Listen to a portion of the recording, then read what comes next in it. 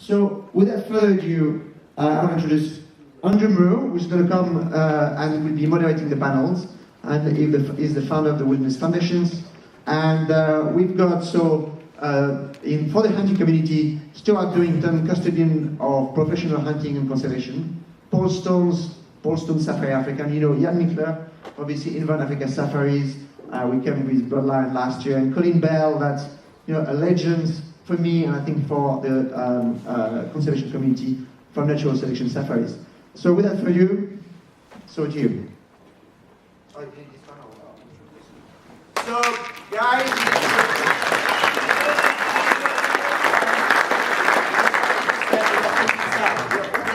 something and add the argument of everyone. Thank you. Good. Well, look, I think let me start off by saying that this is an incredibly important event and discussion, particularly at the time that we're in now. We're at a time when, as we heard and learnt last night, the issues of encroachment, population pressures, the issue of climate change and habitat loss, all of that combined as a perfect storm to wildlife, what is currently being called a sixth mass extinction event. It's not just taking place on Africa, it's taking place throughout the world. So that is part of the framework of which discussions like this need to take place against. I want to start off by saying that once again I find myself apologizing on the diversity issue, but I don't think any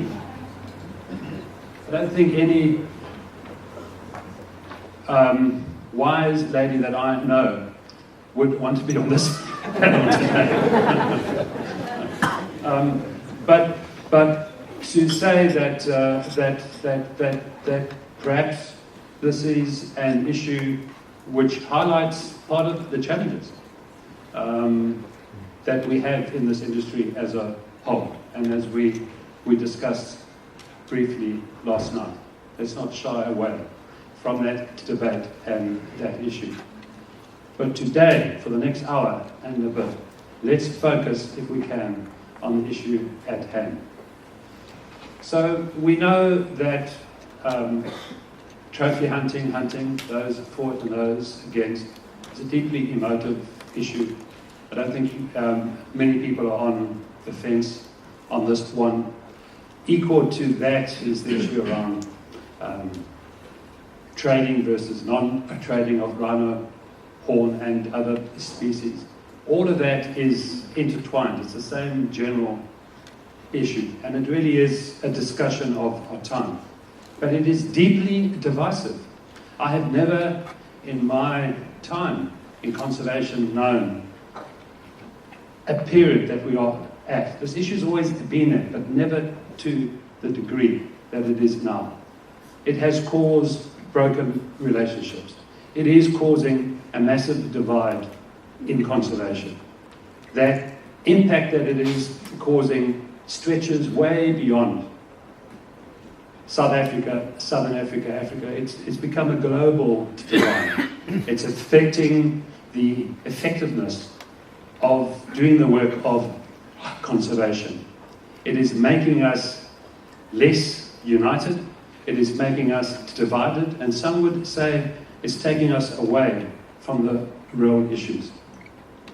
So to begin to claw back something, we need to begin with a conversation. And unfortunately, the conversations like we're about to have now have not happened. And they haven't happened because it's so divisive, so deeply personal, so emotive. Emotion is good, and we want to encourage that today. Excuse my stutter. Well, anyway, you know what I'm saying.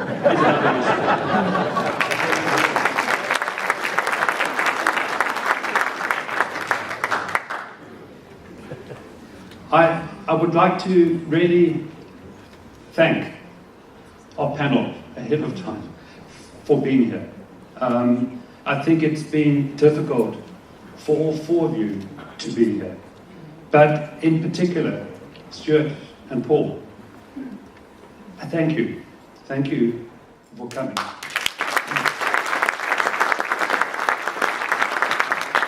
I want all of you in this room to know that all four of these gentlemen are passionate and committed conservationists. You need to know that. They have different views. We're going to hear those views now. So we have already had a discussion about how we're going to deal with this debate, this discussion. Each speaker is going to talk for roughly 10 minutes each. We've agreed on the rules of engagement. Once that has happened, I'm going to open it up for the questions. I ask, please, that you ask the questions in relation to what you've heard, for points of clarity and of course for your opinion and your thoughts. We'll then field those questions. I would like the panel engaged. I would not encourage that the questions are aimed just at one individual. We try and get engagement, but we desperately want to hear your voice. And then after that, I'm going to ask the panel each to give their views in closing, roughly 2 minutes each, and then I'll try and wrap it all up. So with that, we've agreed an order, and so we're going to start with Ian. We're then going to go to Paul, and then to Colin, and then end with Stuart. So if we can start. Thanks, Ian.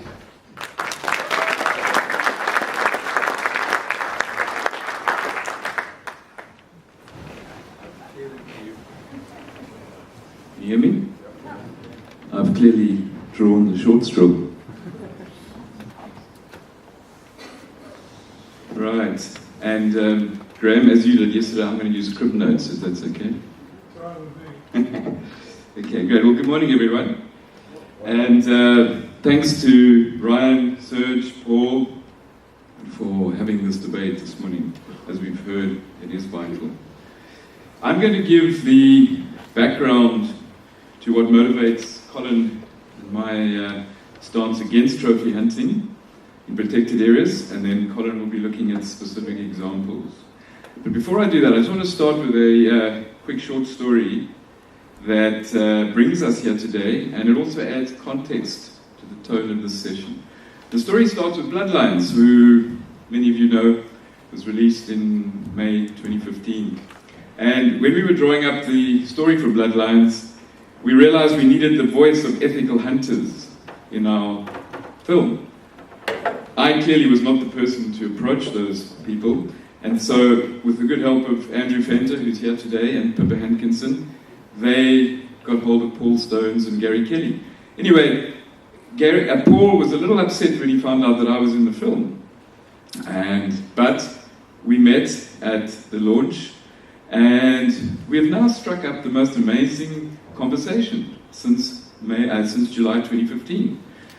We speak to each other quite regularly on the phone, we exchange mails. And in that process, Paul said to me, you know, one day we need to get around the campfire. Our guys, your guys. And we said, great. And I said, but you know what, an opportunity will arise. And this is this opportunity today. And so I want to really thank Paul and Stuart for coming here. And it's great, they've ventured beyond the Tugela River and come to our hallowed wine country. So thank you guys. But what comes out of the story is the point of commonality. So we're here because of what we have in common, rather than not being here because of our differences. Okay, and I think that's very, very important we acknowledge that. And our commonality is what is best for wildlife and wilderness. We must keep coming back to that. We've all taken a pragmatic approach that aims to reach agreement on these issues, but we also need to decide what still requires discussion and debate. And I think that is hopefully what Andrew was talking about will come out of this. We also, though, are under no illusions as to the polarizing nature of this debate. And to those of us on our extremes, our left, their right, just because we are talking in no way means we've given up any principles. Before I set out our points of departure, I do want to just add a note of caution, and that is that the discussion so far has avoided some factors that, for me, play a material role in the environmental crisis we face today. The history of this continent that has ravaged the social fabric of societies, the population issues and what we actually do with them, poor, bad, even rotten leadership across the continent over the last 100 years plays a significant role in the environmental crisis. And then, of course, the one issue we tend to avoid, and that is the current political and economic paradigms that frame these debates. Folks, the capitalist system has never dealt with inequalities. Never. And I'm not sure whether asking conservation and tourism to deal with it is an excessive or almost an unrealistic demand. So that's an important thing for me in the background. Anyway, to our points of departure. The favorite tagline of the consumptive lobby is always, if it pays, it stays. For Colin and I, we like to see it the other way around. If it stays, it pays. We believe this to be a far more beneficial approach to the environment. And in a nutshell, that encapsulates the differences. Our view is underpinned by a number of points. Clearly, we have a different ethic or worldview, one that also embraces intrinsic value theory. I think this is very important for us. Not everything about the environment is based purely on instrumental thinking and financial value, which is determined through a cost-benefit analysis. We've had that for 100 years, and that's why we're in this crisis. We also believe that the sustainable use doctrine is very broad and vague. It has now become an inappropriate, even meaningless justification. The same principle is used to underpin the very best of ecotourism and the very worst of hunting. We have to be completely honest with ourselves, folks. What is it that we actually want to sustain? Is it the wilderness? Is it wildlife? Is it both? Or is it the activities we take part in and our business models? Are we looking for solutions that have ecological integrity? Or are we trying to meet socio-economic demands of politicians? We cannot keep claiming the same definition of sustainability when we know wildlife populations and habitat continues to decline. And so in light of this, we call for a complete and entire review of all trophy hunting in protected areas, where these areas benefit from wildlife that are regarded as national herds.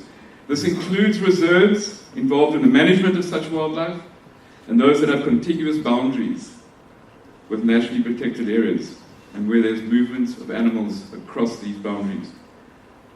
We do not include private land where wildlife is privately owned and managed. That's another discussion. Our call is based on the following. We believe that trophy hunting depletes the gene pool. Contrary to the claims, the hunters are mostly in search of the best. Bull elephants in their prime, territorial male lions, antelope and buffalo with the biggest horns, for example, are all being removed from our ecosystems. We are concerned, or even alarmed at times, at the unsustainable quotas being awarded. We believe hunting has significant impacts on the social dynamics of species, often ignored and sometimes whimsically overlooked. There are serious ethical considerations that trophy hunting in the past has failed to deal with. Can hunting, use of spotlights, blinds, luring of wildlife from protected areas, manipulation of quotas, and hunting with dogs, to name a few. We concur with the questions and concerns increasingly being raised by the research and scientific community with regards to poor management and unsustainable impacts on species. Their voice needs to be heard more loudly in this issue. And the nature of hunting seems to attract high levels of corruption and mismanagement within certain governments and authorities. And this is an ongoing issue. With a 6-month season, low infrastructural input and staffing levels, we believe the contributions to conservation, communities and local economies do not take place at any scale. In other words, the results do not match the claims and rhetoric. And so in conclusion, despite the constant reference to sustainable use, we believe that trophy hunting, as practiced across Africa, is in fact unsustainable, and that it can be argued is inconsistent with conservation objectives. The negative impacts and failure to match the mantra outweigh whatever positive impacts it may have. Photographic tourism places a value on wildlife and land, but it does this without the extractive element of losing the gene pool that has far greater and significant costs to the environment. A well-managed and nurturing photographic ecotourism model in the mold of the Botswana example represents a far better option on all fronts, as it can make significantly greater contributions to conservation, communities, anti-poaching efforts, and local economies. In addition, photographic tourism offers far greater job opportunities with a variety of long-term career prospects. In some areas, the Selous, for example, we believe hunting should be replaced by photographic tourism across the entire system as soon as possible. In other areas, those that are often referred to as marginal, we accept can be more problematic. However, we also believe in these instances the process is being obstructed by the narrow two-option approach that says if hunting disappears from this land, it will be lost forever. This does not have to be true, folks. And as a community, we believe we have not put our minds together to find alternative options. We need to be inventive, visionary in our thinking, but we have not tried yet. It's the same situation the fossil fuel industry faced 40 years ago. The vested interest told us there were no alternatives, it was too expensive, it was not possible, we don't have the technology. And look at us today. And so the time has come, we call on all stakeholders to get involved in developing new solutions to replace trophy hunting where photographic tourism could be practiced. And we advocate that this should be managed as a transitionary process, and we understand, though, that it will require adaptive leadership from all of us involved. Thank you.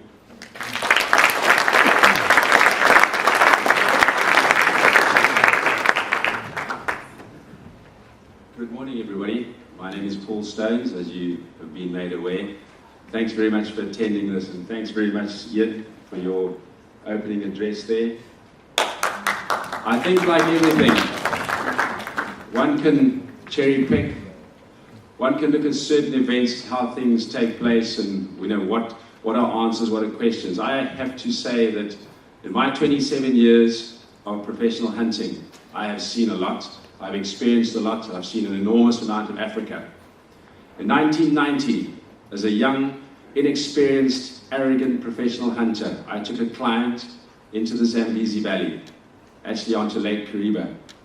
For some reason, this gentleman wanted to drive from Johannesburg. We drove from Johannesburg in a 1984 Land Cruiser pickup. 1,500 kilometers later, we arrived in a camp in the dead of night on the Masikili River, flowing to Lake Kariba.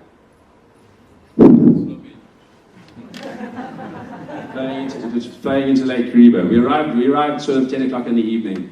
I'd never been up there. I'd never really been outside or into areas like that in my life, although we grew up farming and that sort of thing, but this was something new to me. I was excited. Why was I excited? I was excited because I was going to see Africa in a manner that I truly expected and hoped to see it. We went to bed that night, and the following morning, we were woken 5 o'clock, with a cup of coffee, in that traditional way that you all are woken up in Africa, in whatever camp you go to. When I was getting dressed, the sounds that came through that tent were, I couldn't quite place it, because there was a hum, there was a grunt, there was all this noise going on outside. And as dawn broke, and I unzipped that tent, I gazed across something which to this day I will never, ever forget. I gazed across a floodplain that was covered in buffalo, waterbuck. There were over 60,000 impala that grazed on that floodplain in a great red tide that used to move across that part of the world. There were bushbuck feeding up against the Mopani, right on the fringes, waterbuck. Game abounded. I stood there and I was absolutely taken aback with what I was looking at, because I couldn't imagine that this was what I was looking at on a hunting concession. I then continued to hunt in that part of the world for a good number of years, and in 1997, during that time period, at some point, the camp was moved from the Masikili River due to the drop in water in Lake Kariba. We had to move the camp further up the lake. In 1997, I went back there.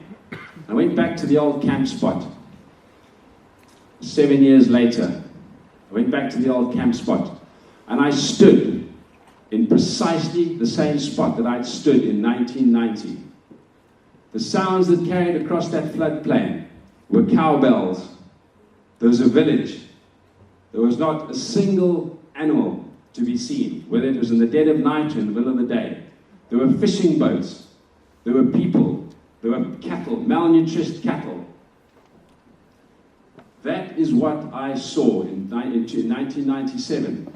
That sight is even more vivid than the 1991 was. Because I realized then that the habitat destruction and the habitat problems and the population problems we have in Africa is the core to us keeping our wildlife. We can cherry pick and we can condemn hunting. Let me tell you now that the photographic industry too has its issues. There are many things that are wrong with the photographic industry. Many things regarding exploitation of wildlife, exploitation of massive game reserves, eco-footprints that are beyond description, are disgraceful. But we don't fight that. We don't fight with you. We don't argue with them on that, because we accept that photographic tourism in certain parts is an absolute must. It's viable. It serves the purpose, and our purpose is to conserve wildlife. I want my children's children's children to see wild African animals. That is what I want, and that is what so many of us want. There are areas in Africa, many, many areas, that most of you in here, with all due respect, will have never seen, will have never experienced. How many of you have ever seen a snare line of up to 2 kilometers long, full of dead animals? I promise you, probably no one in here. I have. How many of you seen salt licks poisoned with predators lying around dead that have been catching game around the salt licks? I have. How many of you have you seen poachers carrying bushmeat out by the ton? I have. And those areas are harsh. They are malaria-ridden. They are tsetse-fly-ridden. They are inhospitable. Most of you know your guests, the tourists that you take to these areas, wouldn't last a day. With all due respect, it's a fact. Those areas, without a presence, and I use the term a presence, will cease to exist if we do not go into them, because hunters do go into those areas. And it's all economies of scale. Would we like to do more? Yes. Do we pay obscene sums of money to governments for concessions? Yes. Could that money be generated and pushed into communities? Yes. All those points play a very, very important part in what we're trying to do here. We have our challenges, huge challenges, but yet we continue to go into these areas. I remember hunting in the Central African Republic next to a game reserve, Zangasanga. Let me tell you something. Zangasanga Game Reserve, that little part of Africa, was unbelievable. And we would go into the Zangabai and sit there in an afternoon, me and one other, and a few trackers, and look at the most incredible scene that you could ever hope to imagine. Some of the rarest species on earth: bongo, forest sitatunga, giant forest hog, forest elephant. You'd sit there and you'd watch this with absolute pleasure, and not a soul else around. Why? And you ask the people who ran the camp, we weren't hunting in there. Of course we weren't hunting in there. Why would we want to hunt in a place like that? But where are the tourists? Where are the people that push the send button on Facebook and condemn us? Where are they? They're not there. They're not there because they don't want to go there. The inhospitability of Africa in many places is such that we simply can't go and take people there on a general basis. So yes, photographic tourism, I stand by it completely. I'm photographic mad myself, believe it or not. But I also have to look at other options. Do I want to go into the Okavango Delta and hunt? No, I don't. Do I want to go into the Mara and hunt? No, I don't. Do I believe that there are areas that should absolutely be set aside for wildlife? It's not even a question. And most of us feel like that. But at the same time, if you want to get rid of hunting, then you turn to South Africa and you look at the vast majority of South African habitat. Forget about anything else. Habitat's the crux here. You take the amount of areas that do not have the big five. They're doomed from the get-go. There's not one of you that will take your guest to an area that doesn't have the big five in South Africa. Fact. 70 to 80% of South African game habitat is non-big five stocked. It cannot be. So what do you say to those people? Do you say to them that we turn off the tap, we get rid of the habitat, we revert back to the plow, back to the cattle, back to sheep, and we remove the habitat? Because with that goes your predators. With that goes your leopard. With that goes everything that you're trying to save. So what do we do to keep this habitat going? We hunt. And we generate income. And we keep our properties, we keep our habitat pristine. Our eco-footprint is minimal by comparison to photographic footprint. It is minimalistic. But the proof of it is, I could take any of you there anytime you want. You will see more game and more things on those properties than you would possibly believe. But because we don't have the big five, we cannot generate income like you can in these big five reserves. It's a fact. So get rid of the hunting. And that's what you get rid of, habitat. And with habitat, that's little production yesterday of doubling our lion population. Forget about it. It'll never happen. You will remove one of the finest tools given to you.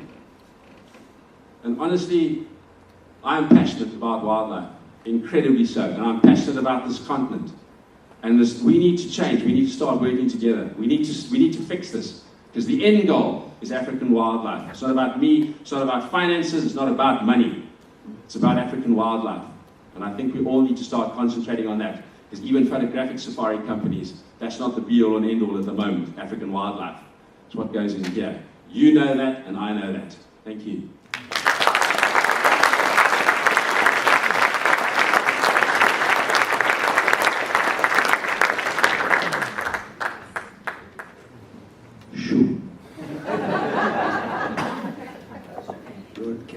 From Zangabai.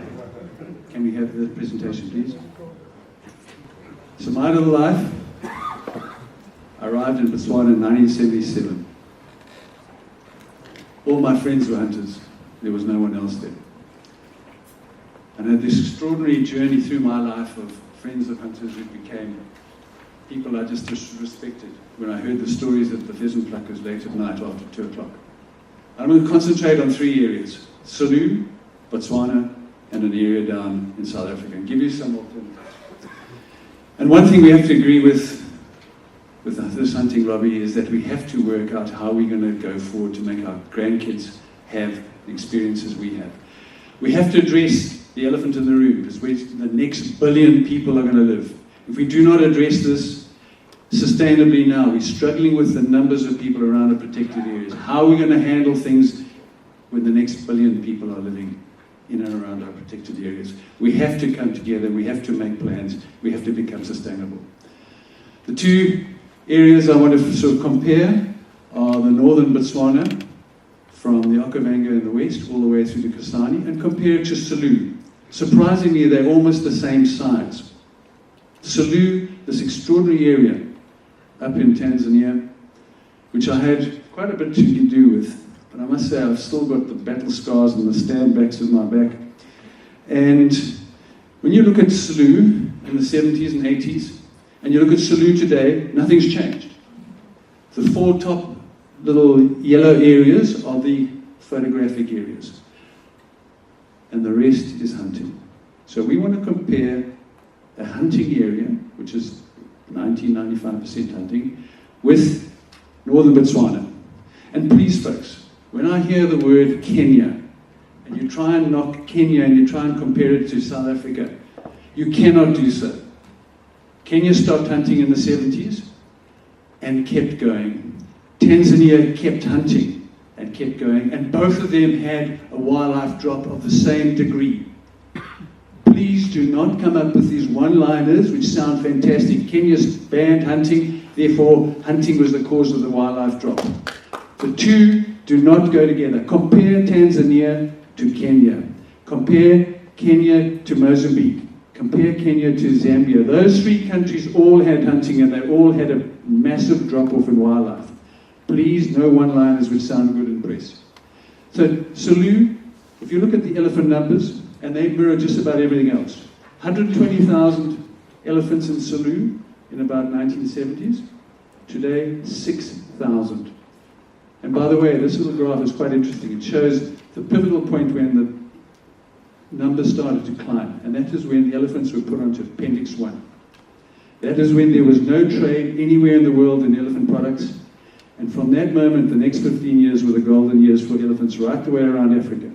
And the drop-off started when elephants were moved from Appendix 1 to Appendix 2 in southern Africa. And we traded ivory to China on the basis that the money would go for conservation. What we created is a market out there, and once you have a market, poaching and the syndicates come behind that, and they use the legal market to launder their illegal products. So that drop-off started the moment we started to create a market for ivory. And today, Selous has got this precipitous drop from one of the finest wildlife areas to an area which is really in deep, deep trouble. Contrast this to Botswana. In 1970, we had Chobe, and we had a tiny chunk of Moremi. The rest was hunting. Botswana was a hunting country. And over the years, they increased the size of Moremi. And then around Moremi, these hunting areas slowly started to convert to photographics. And Botswana took the momentous decision that from the 2014 year, there would be no hunting anywhere. It's an extraordinary decision.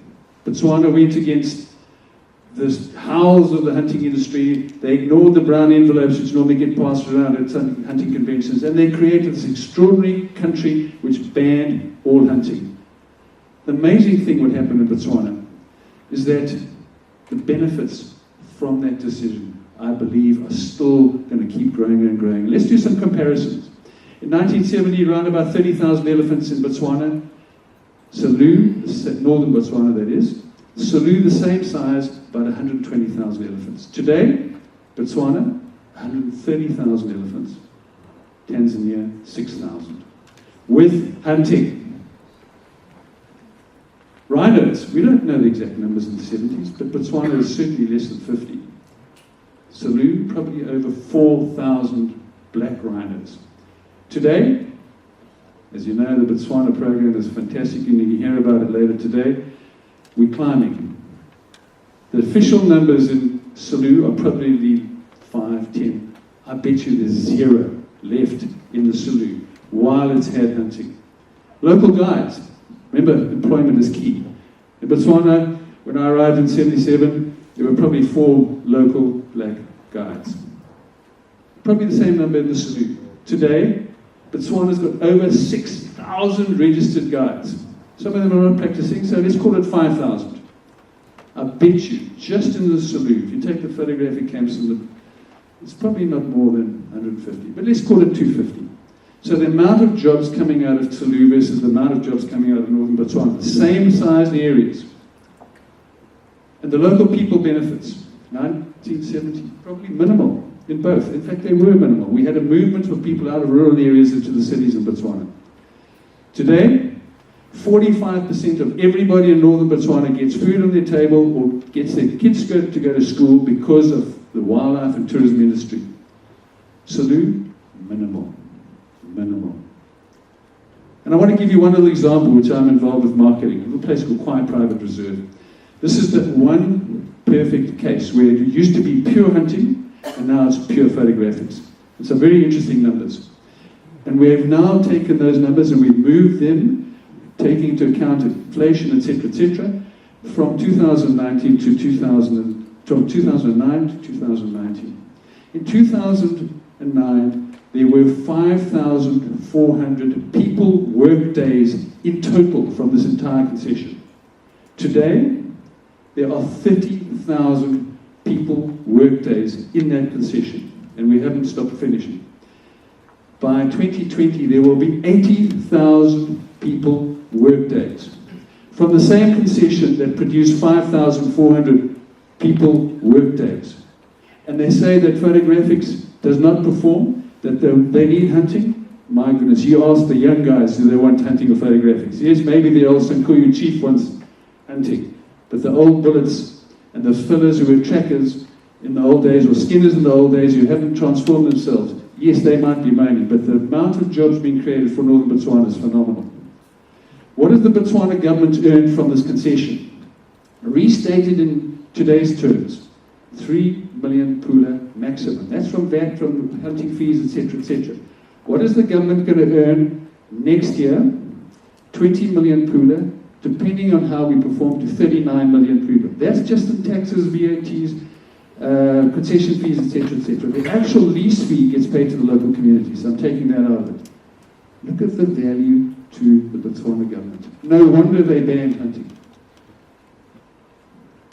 And I was up there the other day. This is quiet season. One of the absolute benefits of having the photographic tourism industry, which has got no hunting, is that the world actually is pulling into Botswana. While we've got Cape Town struggling because of the drought, the numbers in Cape Town are going off the cliff because of drought, listeriosis, etc., etc. Botswana still, we're having a record here, in spite of our neighbour, where all the tourists normally come through, struggling. The queues outside Mount Airport in the quiet season are momentous.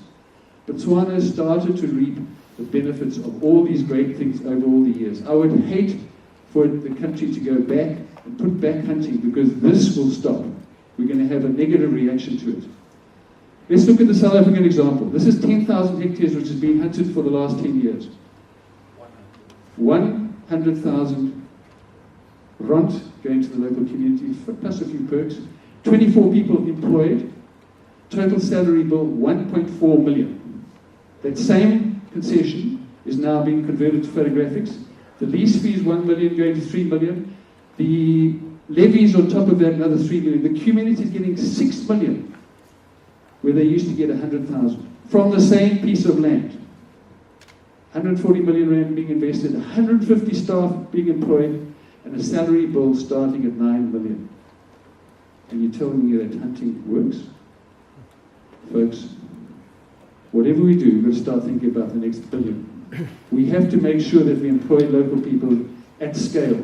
But most importantly, we've got to make sure that we start delivering benefits at scale to our neighbouring communities. And there's a fellow called Paul Ziller here, and I urge you to go and see him. Paul has set up the Tourism Conservation Fund, which is going to create hundreds of millions of rands per year, which will go into big picture stuff around Kruger Park in particular. Thank you.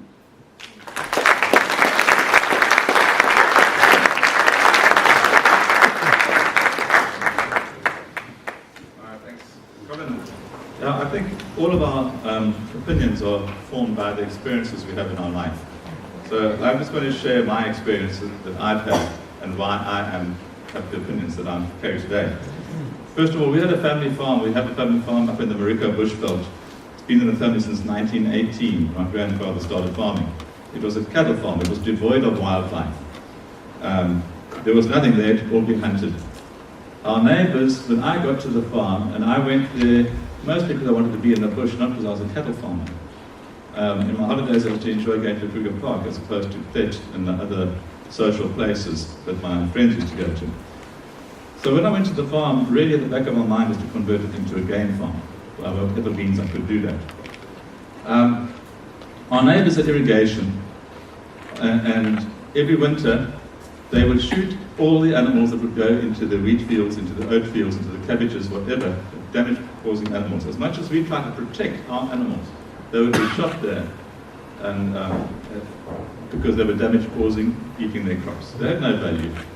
The local farmers used to invite the bank manager, the co-op guy, anybody who was important for free hunting. The game was worth nothing. we decided, okay, in a drought, to sell half our cattle, and we didn't have much money. It was a drought. We subsistence farmers more than anything else, and we used that money to put a fence around our farm to protect the game from going out. But there comes a cost with that too, and we had to start earning some income. So, despite the fence, the animal, not despite, with the fence, we could protect the animals. The population of kudu, especially in impala, started to grow. And I allowed a few hunts to come in to take off some surpluses. That money that generated, we built a camp with that. And tried to do a bit of tourism, but there was nothing to sell really. It didn't work. But the hunting continued to grow. And as the rand weakened, so I started looking at alternatives to try and take advantage. Land will, just remember one thing, land will always be used for what brings in the greatest economic return. Whether it is mining or agriculture, people will plough up wildlife areas, and I've seen it in the Eastern Cape. They'll plough up natural bush, to plant grass fields for the dairy herds. Everybody eats cheese and wine and milk. Don't give it a second thought, but think of the habitat destruction that has caused by the demand for those things.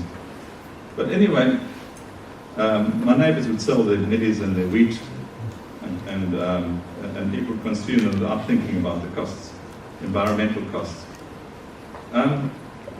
Game was so cheap in those days that nature conservation used to give game away if we paid for the catching costs. There was no demand for it. We got sesame from nature conservation. Rhino, I think, were like 3,000 rand each at the time. So it was really cheap. And with the return that we got from hunting the few kudu and impala, we started introducing new species as well. We put in some krimsbuck, we put in hartebeest, we brought in some eland. I mean, we're in the northwestern Transvaal near Botswana. It's a dry, drought-stricken area. We have an average rainfall, but it never rains average. It's always a flood or a famine.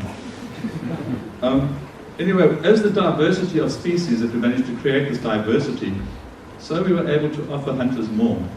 And that's when I started looking at the trophy hunting market. Now, the trophy hunting market, you must understand, doesn't impact on the population of the game, because we're very selective. We take off, on average, a 5% yield of a population.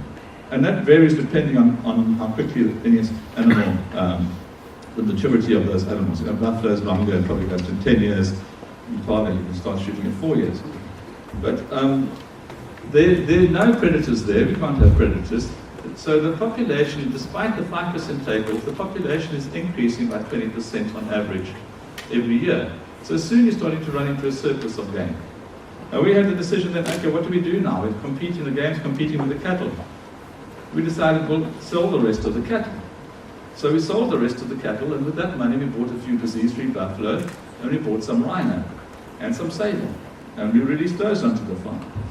And at that time, the demand and the price of game was going up all the time, and we managed to ride that wave. And in a few years, we had converted this cattle farm into a game reserve, a fantastic game reserve, with surpluses that we were selling now to other reserves. Everybody else was now starting to look at the game industry. At that stage, when we started, people thought we were mad, we were wasting money, and we've got money to burn. But now they started thinking, oh, he's making some money out of this. So our neighbours then started fencing as well. Now you're sitting in a situation where our neighbours have all converted to game as well. That whole environment there there's hardly any cattle anymore. There are no crops anymore. The only crops that are grown are at the dam where the irrigation is, and they still shoot all the animals that come in to eat there. So what I'm saying is, from the start that we had, we grew our game numbers, we grew the diversity, and we've grown to other areas. And what we did on our farm is a microcosm of what's happened in South Africa. There were hardly any game farms back in 1984 when we started looking at this. Now there are thousands of them. And there are problems with some of them, and there are issues, but those can all be sorted out.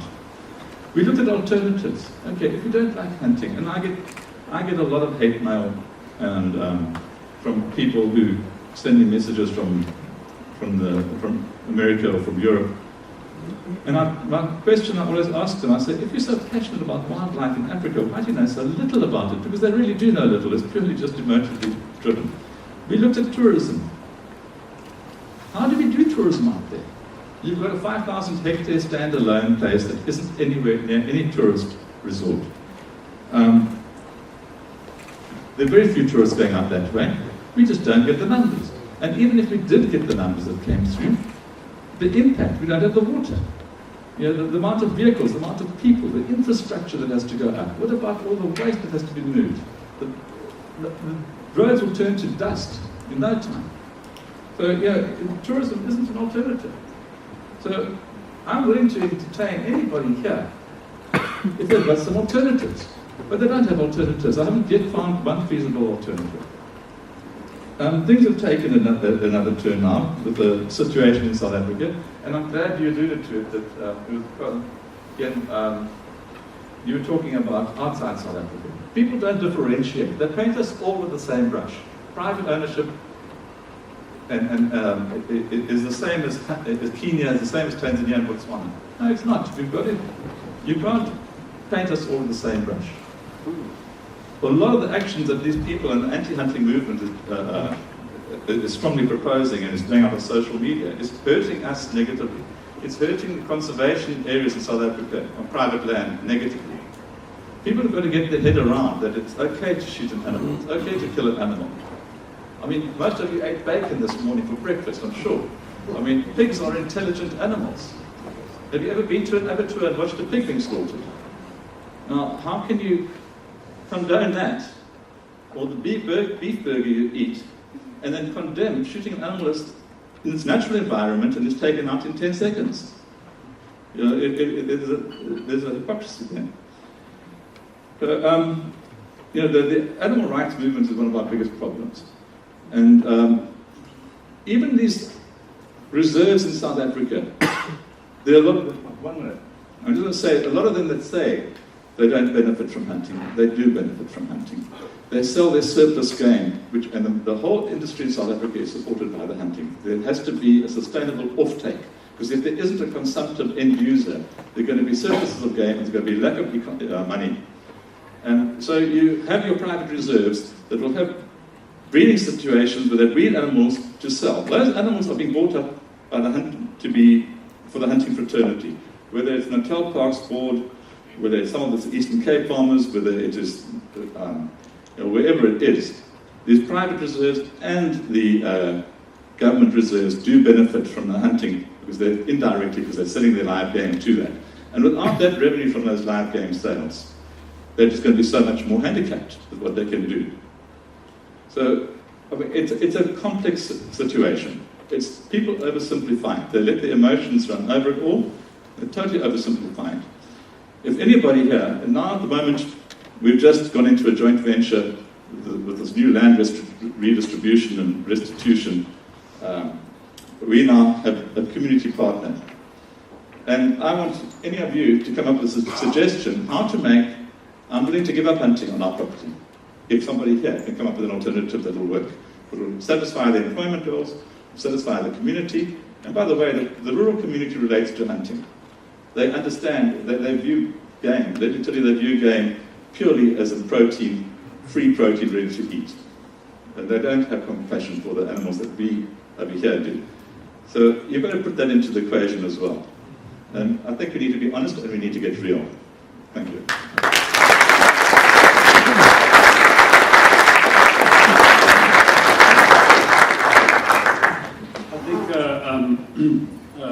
A warm round to all our speakers as well.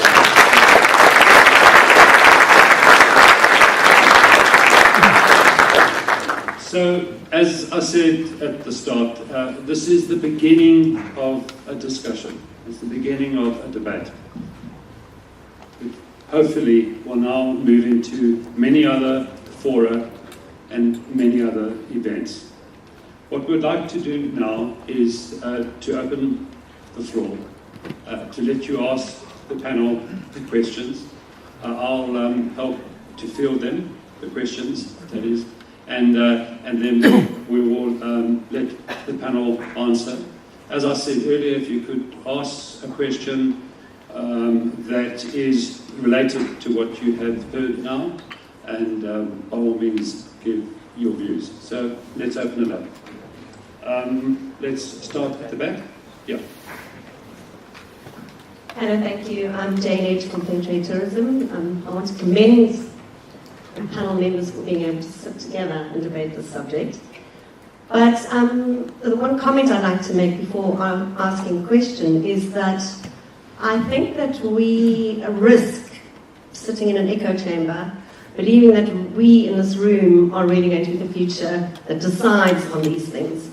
And I think it's a great pity that you don't have any community representative on your panel and that you don't have any government representative on your panel. Colin talked about the 1 billion extra people that are going to be living in Africa, and these are the people who are going to decide the future of conservation, whether it be consumptive use or non-consumptive use. So my question to the panel is, what are you doing to engage meaningful with community representative bodies, and particularly with government on these issues? Because, I mean, as you're aware, South African government in particular has a real focus on the wildlife economy. One of their community empowerment mechanisms is to focus on consumptive wildlife industry.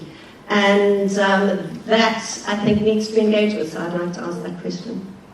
Okay, I think we'll take two questions, and then we'll ask the panel to answer. Can we have another question? There was one in the front. Yes. Okay. The first one is regards to what you mentioned about inhospitable areas only being accessible to hunters or being utilized by hunters. What steps have been really taken, A, by the hunting community, or even as a coalition of conservationists, coming toward taking true steps at better marketing or uniquely positioning these areas that may, A, not have Big Five, or B, just be inhospitable? And in that case, I would love to know, like, what steps are being taken right now to market areas that do not have Big Five in ways which would encourage tourists to go there. B is in regards to what you mentioned about hunting in regards to it being an ecological stressor, and comparing it to other stressors being the reason why this would be acceptable because it's the least evil of the lot, sort of thing.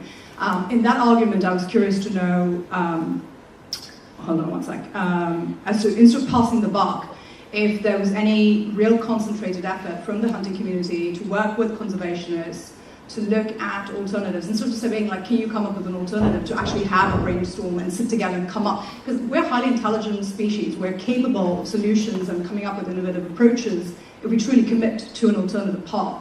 But I don't think with defending an existing position, defending a known, and shying away from possible unknowns that have not been explored yet is the way we would ever come up with renewable energies or any alternatives that we'll come up with from past arguments. So whilst we ask for commitments from local communities, what commitments are hunters giving to a truly shying away from what you've known to try something different? Good. Thank you. Okay, those are the two questions. On the first question, deal with the community. Would you like the community and the government? Yes. Okay. I think you just.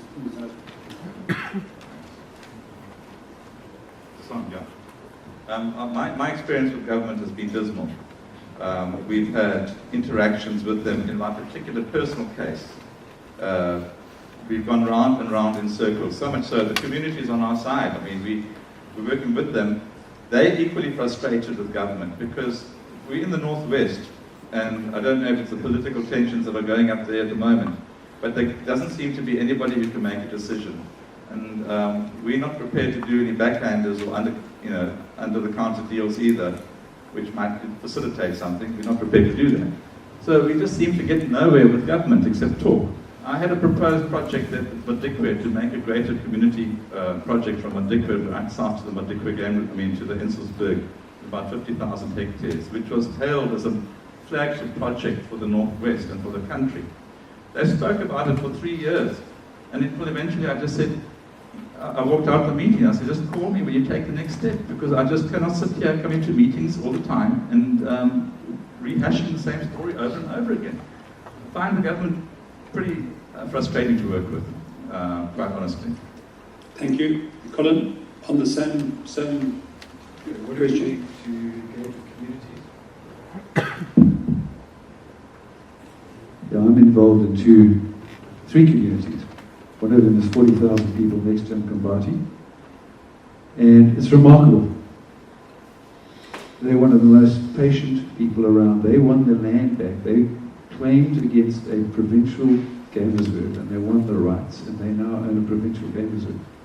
They won it in 2002, and we hope to be putting the first bricks in later this year. This has taken an extraordinary amount of time, but the folks have been, the communities have been so patient to make this happen. In the areas where we operate in, it's a very simple thing. We pay, for instance, at the Twine, we pay 3.6 million pula, 360,000 US as the starter fee directly to the community. We employ 70 people from that village. And the biggest issue is just give me jobs, give me training, give me the skills. And it's a fantastic relationship. They get paid well, they get trained well, and the staff which we have coming from our neighbouring community are the finest people in the entire business. So generally very favourable, so long as you have the most critical mantra. You've got to under-promise and over-deliver. It's very simple. Anybody who gets that wrong is going to have minefields down the way. So just keep under-promising and over-delivering. The communities are the finest people to work with. Yeah, so just a few comments. I mentioned it. Poor rotten leadership is one of our biggest challenges. Not only in Africa, but across the world. So that's a reality.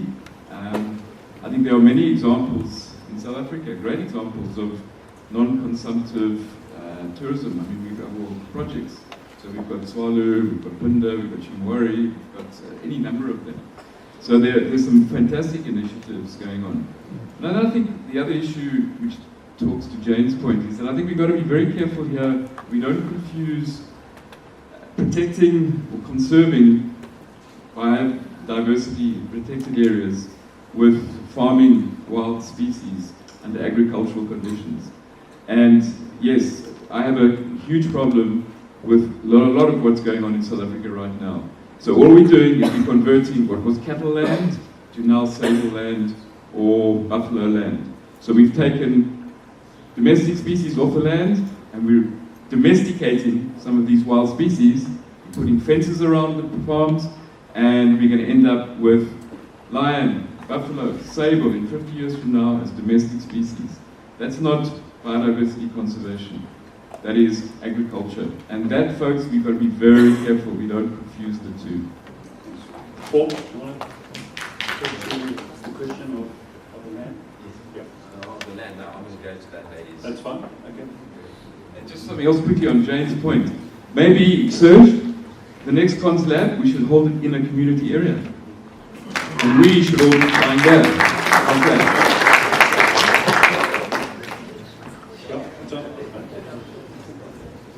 You might have to just go through some of those things again, because that was quite long. There's some very interesting points raised there.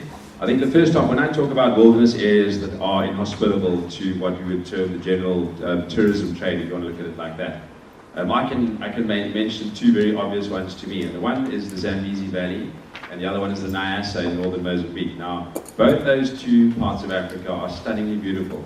The Zambezi Valley is an extremely harsh environment. It's harsh from a terrain standpoint, in the sense of logistics far easier than Nyasa, in the sense of closeness to getting supplies, etc., building camps, building lodges.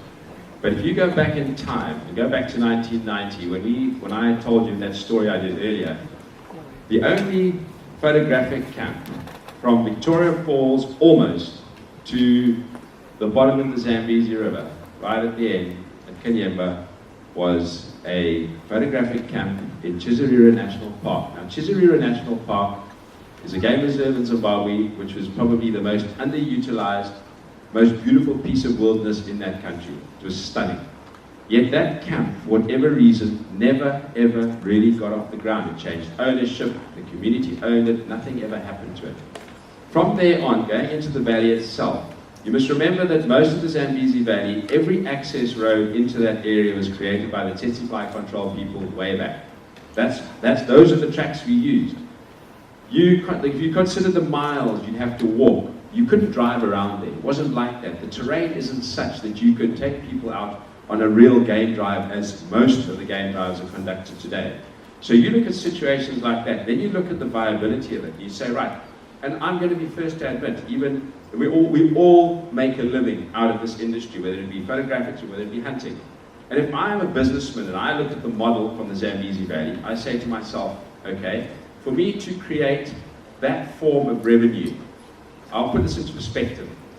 I'm not going to get the volume of tourists into areas like that to create that volume that I require to ensure that this continues, and I have the continuity to make sure that my wildlife is taken care of, to do everything that we need to do to secure this wildlife. And also bearing in mind areas like that are communal, so you have people. Zimbabwe, an example, that's all it is. Since the land grab in 2000, the influx of people into the Zambezi Valley, people coming home from the farms that no longer had work, was immense. So you had that to deal with. From a hunting standpoint, we could still go in there, we could still get into the wild areas, we could still search for what we're looking for based on the quotas. And I agree with what Ian said earlier about excessive quotas and things like that, and those are things that we need to take cognizance of. But in all that, there's a game reserve in South Africa.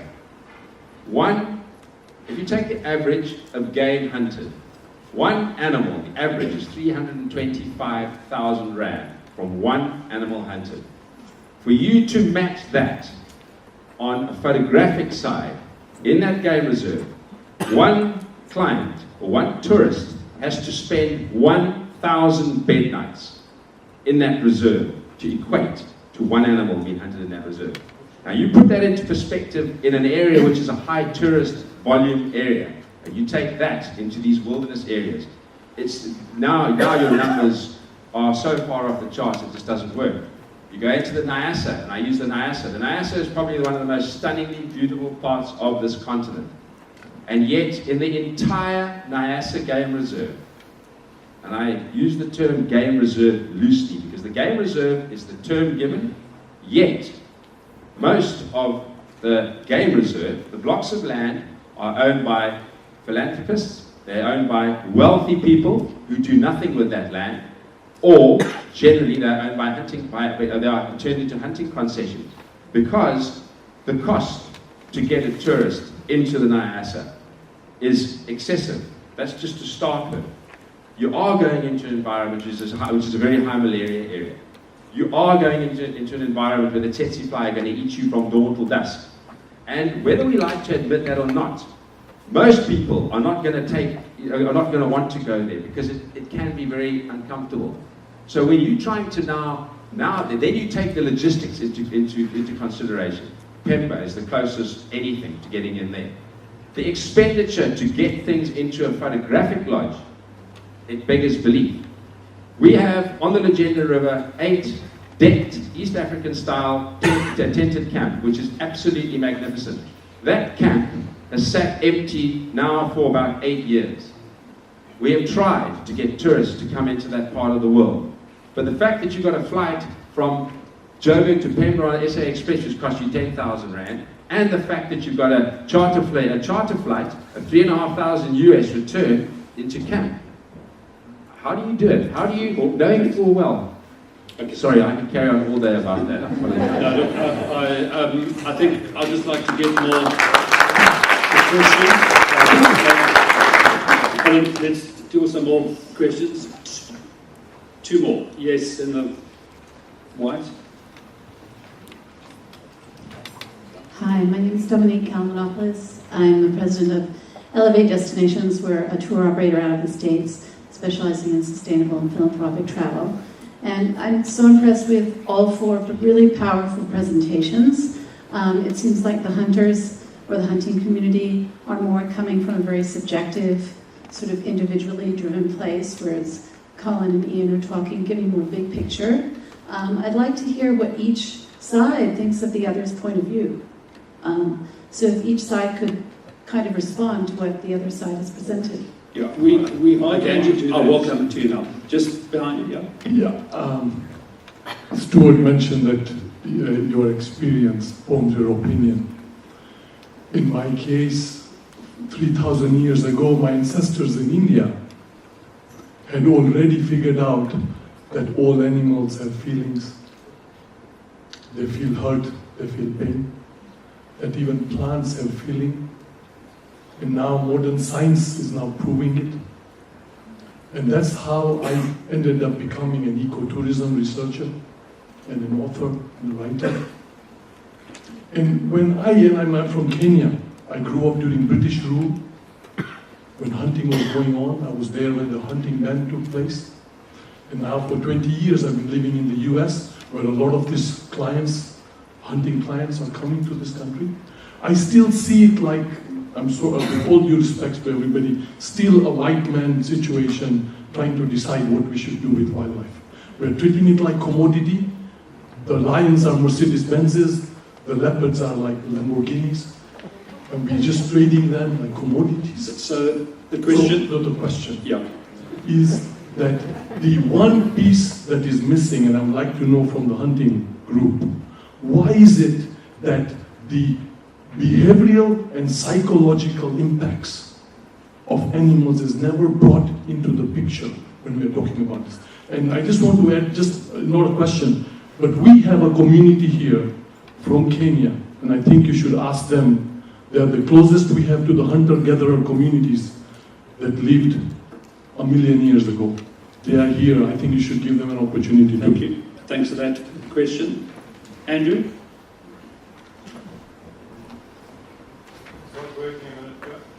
Got it. I'd just like to ask a question really of Paul and Stuart.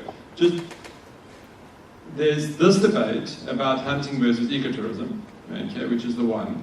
And then there's the other debate, which is about hunting and ethical hunting. And I think that's critical to this piece, because I know that both of you and Ian, of course, have been in this fight. It's part of the challenge is that the hunting fraternity have destroyed their own reputation and continue to do that. And I know that you both are at the forefront of trying to change it, so it'd be really good to get your insight as to that challenge as well. Okay, we're going to take those two. They are both aimed at yourself, Paul and Stuart. Can you answer them? Mark? Okay. Animals have feelings, yes.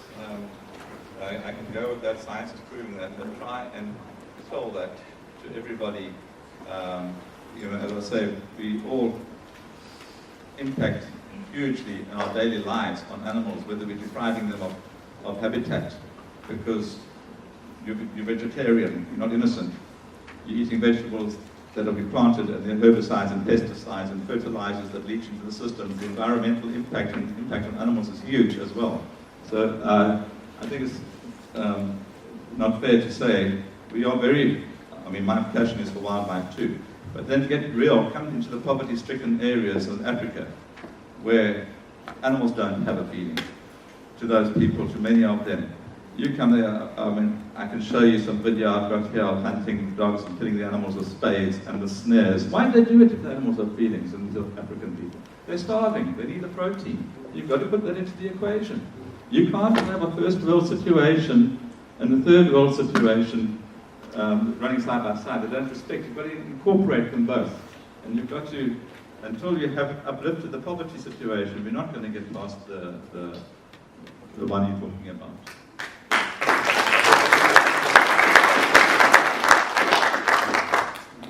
Andrew, yeah, when it comes to hunting and ethics, I'll be first to admit that have we dropped the ball? No question about it.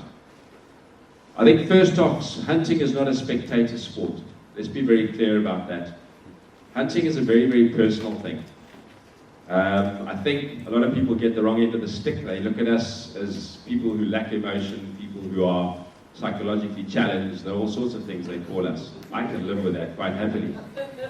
But the bottom line is that when you behave in the manner that some have in the past, some still do, it does negate what we're trying to achieve. Why wouldn't it? It's hard enough for you to see an animal being hunted in an ethical manner. I get that.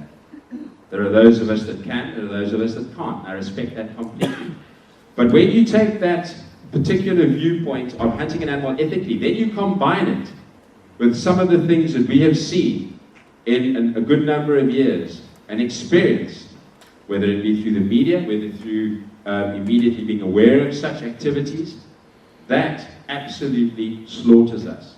Because we're starting on a low base to start with. Not that we think it's a low base, but the general populace and the general social viewpoint today is because so many people are they're so far removed from Africa and wildlife that the idea of killing an animal is like yesterday with the elephant internet, watching the animals bounce through San Francisco. Now that's all good and well, but in a reality check, those people out there haven't a clue.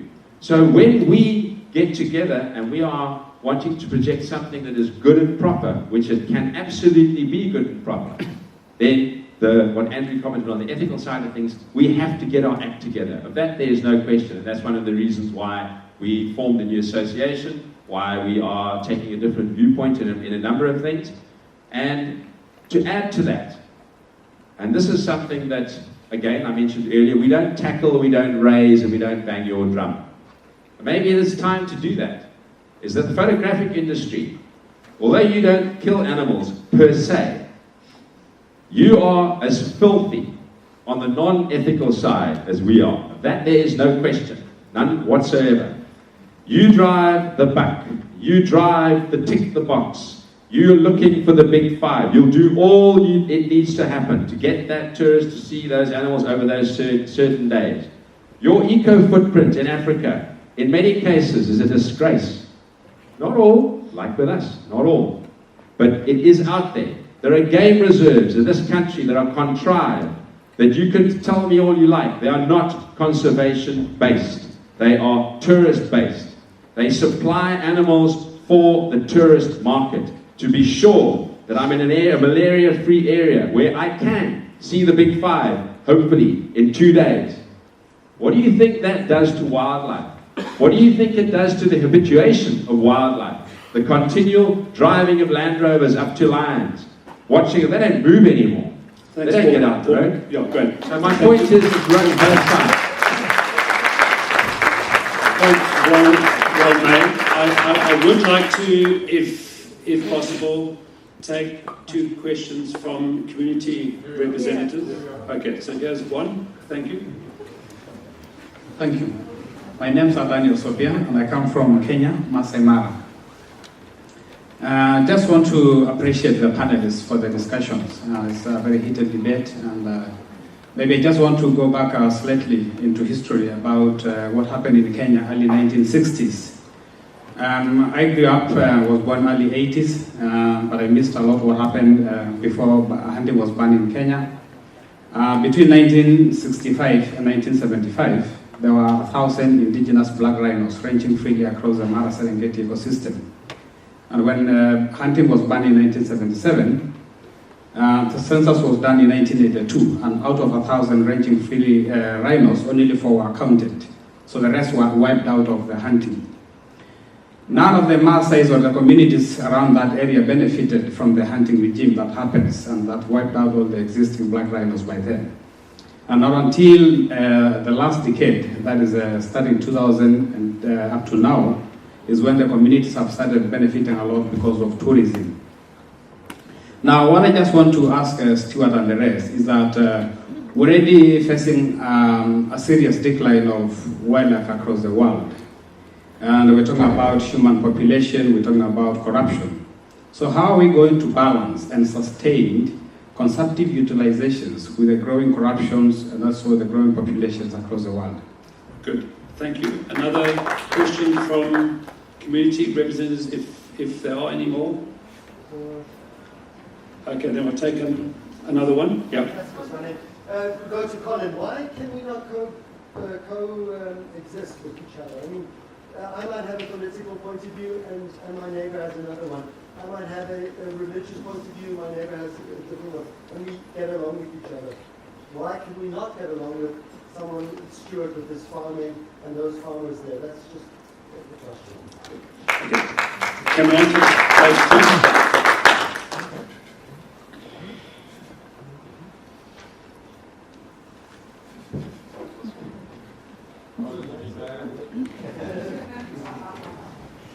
We tried. I shared a concession with a hunting company in Botswana called Bubra. They were at the east in a camp called Bundamtiki. We were in the west. We had little Bubra and the old Bubra in those days. And it was the only way we could get into that area. And we had a line down the middle. And it was extraordinary.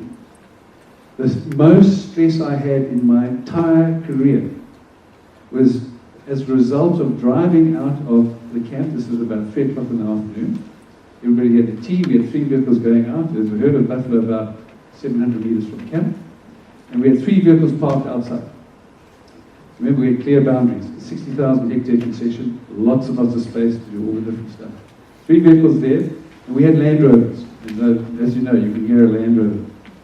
And then around the corner, we hit a Land Cruiser. Came along, saw our 3 vehicles, it parked.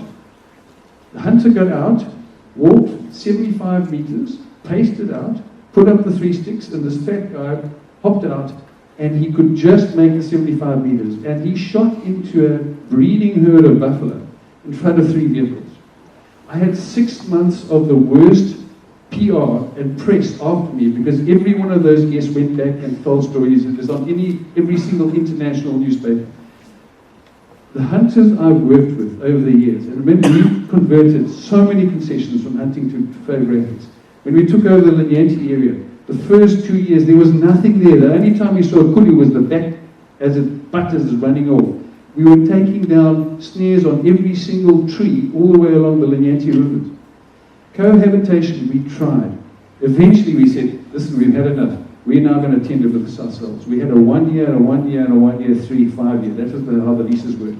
We had to put up a whole camp based on a 1 year lease. We took the chance. We took the hunters on. It's the only way we could survive. Cohabitation did not work. Thanks, Colin. The second, the first part of the question? Communities, yeah. How to involve the communities and get them involved. That's exactly what we've been doing. We've had numerous community workshops, and I've attended numerous community workshops. They have no resources. They've got nothing, and in fact their areas are devoid of wildlife already. There's huge areas between us, and that was one of my proposals to the government, is because there's this huge block between us and the Madikwe Game Reserve where it's got virtually nothing going on. And trying to get the community involvement, they don't have the education yet to understand the industry. They still see the wildlife, the poaching, the hunting with dogs, it just keeps the wildlife population down. It is a challenge, is how to get the community involved. Thank so you. with us, we're trying to get, with our hunting, we employ people from the community. Well, that's the other thing, is who is your local community? As a private landowner, who is my local community? Isn't it the people who live and work on the property? Or is it the nearest community in a township? I think that local community is used very glibly, but you've got to define who the local community is. And it's different in South Africa with private land. Do the farmers or do the miners have to take their benefits, take it to town, to the community in town and distribute benefits there? Or is it only a job of the tourists and the hunters to do that? So we're trying to involve. That is the solution. That's what we have to do. We've got to stop bringing these colonial solutions and get the communities to come with their solutions. And as I say, in our situation, they understand hunting, they can relate to it. And as I said, again, you look after your own resource. You don't kill the resource, you make sure it's sustainable and that it grows. Thanks, Jim. George, do you want to say on this point? So you asked about the corruption and regarding that aspect to it. And that is one of the things which I think is blatantly clear in our industry. It's very easy for people to turn around and say, as has been mentioned, the hunting community doesn't deliver. It says that it does X, Y, and Z. It doesn't really do that. That's not true. We are faced with the same thing you're talking about. When it comes to corruption and governments, those two go hand in hand on this continent. Whether we like it or not, and it's the same the world over. The only problem we have is that when you look at the funds that we spend in these hunting blocks, it's obscene sums of money. That's a fact. and you look at what is paid on license fees, you look at what is paid on rates for leasing these concessions, where does that money end up? Most of our community-based contribution is in addition to what we pay, because what we pay often does not reach the community. And it's due to the corruption that that gentleman was talking about. And it is rife. And it is something that when you get to that level where you are spending hundreds and hundreds of thousands of dollars a year on a concession, and your community, you manage to put in a borehole, build a clinic, yes, give them meat, and it's all cliched, I get that. But our input is taken away from the very thing that this gentleman just mentioned, corruption. But how do we deal with it? That's something that we, and that lady had asked about having government officials with us. Well, we've had government officials with us on many, many occasions, and it's made this amount of difference. That's a fact. We have to start to look at this picture in a very different light. And that's something we need to get out of here. We need to know what to do regarding government, because government does play a huge, huge role in determining where we end up. That's a fact. Thank you. Ian, on the same, yeah. Guys, this word colonial or neo-colonial is getting thrown around a little bit. I just want to remind everyone that trophy hunting is the ultimate colonial construct. So I don't think there's any African community that I know of that kills animals for fun. So as a solution imposed upon us to solve our conservation problems, hunting is the ultimate colonial construct. Let's take another two questions. One, and then one at the back. Yeah.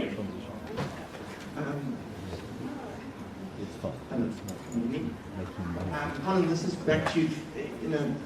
Casper asked a really good question there, and I think we keep focusing back on the micro scale and what works in Botswana. Are you prepared to admit that, whilst photographics is working really well in Botswana, maybe on a macro scale in Africa, it might not be the answer? Realistically speaking, I think we're at an urgent situation right now. Hunting appears to be working in other areas. So are you prepared to say that maybe in another country or in another part of Africa, hunting has a place? Thank you. And then second one. Yep. No? Yep, at the back. No.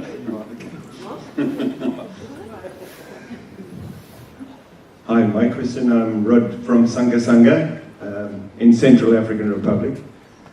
My question is how the hunting community has determined what is an inhospitable area to hunt, that the tourist won't go into. That's my main question. I live in Sanga. We have taken the hunting concession that Paul has hunted on, and for the last 10 years we've run it as a tourist concession.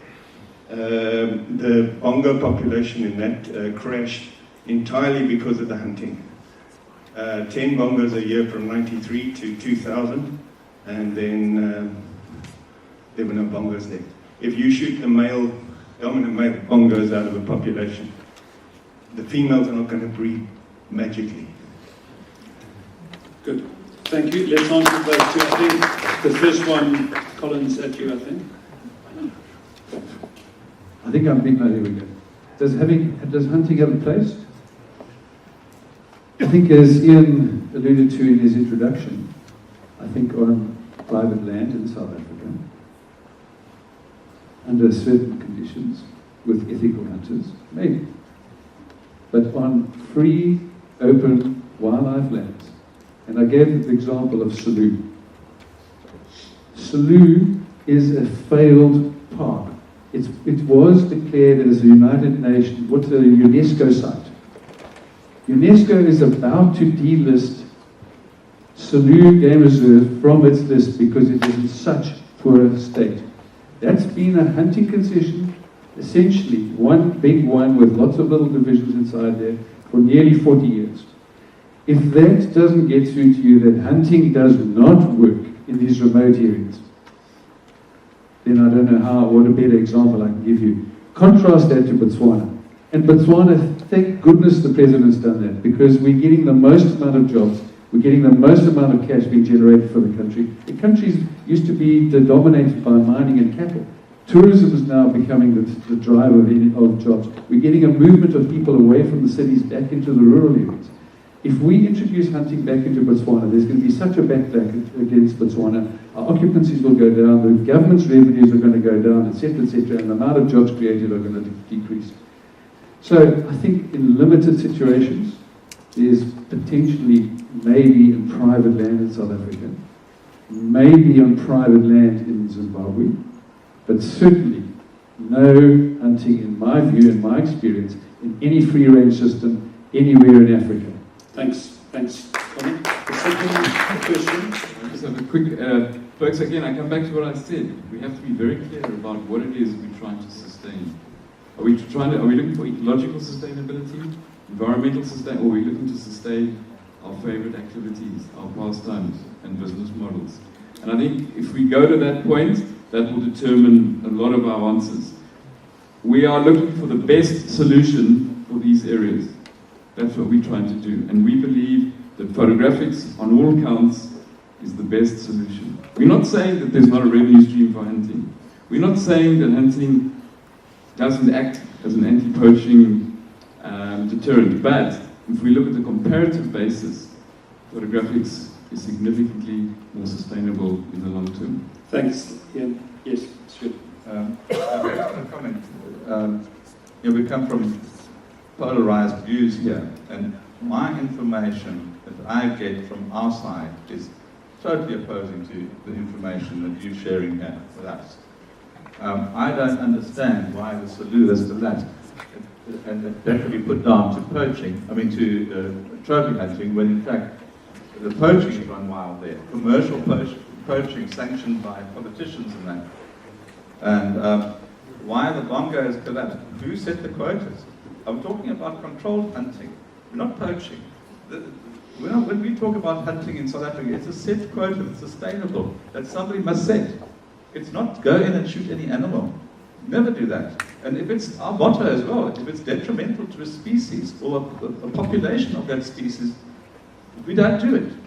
Why would we don't want to see the animals disappear, we want to see them come back. But don't take hunting away unless you can replace it with something. Hunting is often a precursor to tourism. It opens up areas which I look at Matikwe, I look at Pilansberg. Those all started off as hunting reserves. I know the Barties used to hunt in Montalosi. A lot of them they're hunting. And so hunting is a precursor, but don't take it away unless you've got something else to replace it with. Because when you remove, I hunted up in the Maswa and some years ago, and there was this huge area. The road, that side of the road was community area, devoid of trees and wildlife. This side was this fantastic reserve. The hunters there, they sponsored the anti-hunting unit there. The government also had an anti-poaching unit, should I say. In the 3 years, the government anti-poaching unit caught 3 poachers, whereas we caught 150 poachers from our own privately sponsored, that's with TGT. And while I was there, we chased poachers out. There was this presence that keeps them away. But as soon as we see vultures up in the air, we go and look, we think it might be a lion. No, it's another dead thing in a snare. So the presence of hunters is important. It just has to be controlled. The things that you talk about are all fixable. They all have solutions. It just has to be done responsibly. Thanks. First off, sir, I agree with you 100% on what you're saying regarding bongo in that part of the world, and I think Stuart alluded to there. And to be honest, this is where we can stand up and say that we're ashamed of our past in certain instances where quotas were set by a colonial era many, many years ago. And that's a fact. That's an absolute fact. When you look at quotas set across Africa, these are the things that we need to address, and these are the things that we can address, because when we talk about problems, and when we talk about what's happened in the past, it's all remedial. Colin's experience with regards to that hunting concession, that's a disgraceful act. No debate about that. But is that the general picture? Is everyone like that? No, we're not like that at all. My experience in hunting bongo, where that gentleman says being a Sanga Sanga, what a privilege to be there. He's right. quotas were too high, and it was detrimental to those species. We can fix that. You must remember that Africa has gone from the colonial days to where we are today, and in many cases, because of poverty, because of corruption, population explosions, we have seen that old quotas in old areas where game once was very, very plentiful were never cut. Why? Because the bigger the quota, the more money the governments get, and in many cases, the less they do with it. But that is the scenario that's been created. That we have to fix. But the other thing, you know, as far as you asked, what determines what sort of, you know, where do we come from regarding X as a wilderness area? How many photographic areas are banging on the door now to get into the Nyasa, to get into the Zambezi Valley, to get into parts of central Tanzania, to get into parts of, there are many, many parts in Africa where there is nothing going on. And I ask the question, why? It's very easy to make comparisons and cherry pick the Delta, and cherry pick the Mara, and cherry pick the Greater Kruger. Those are logistically pleasant, beautiful areas to go to. They are easy. But when it comes to let's do something very, very different and very, very exclusive, and it's going to cost you a lot of money, it's a niche market. And generally in here, we're not following a niche market. We're following a market that is blossoming and booming like it has never done before. But most of those people are not going to take part in those areas. Thank you. Okay, I can only take two more. Okay, I'll take one and then I will take a side. Yeah.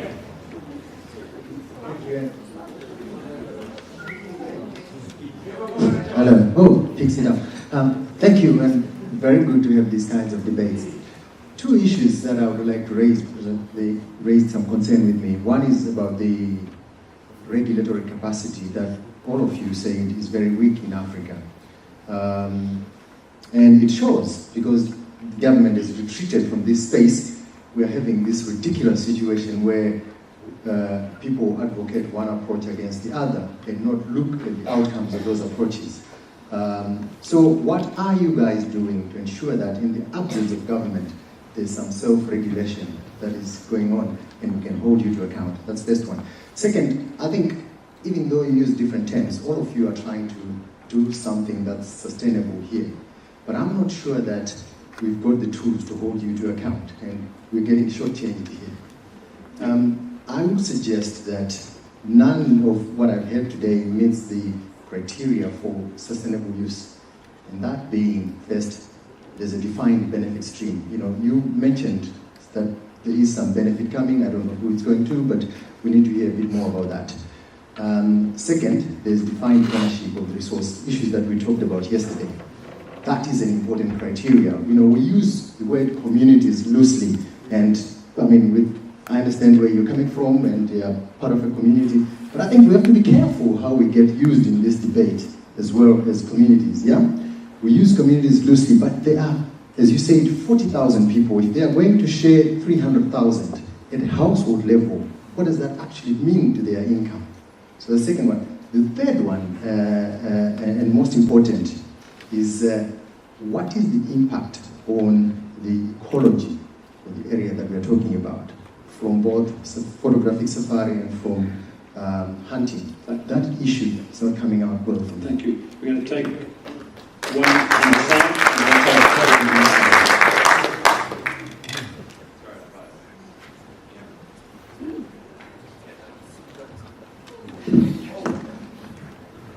Hey, my name is Byron. I work in London as a tour operator.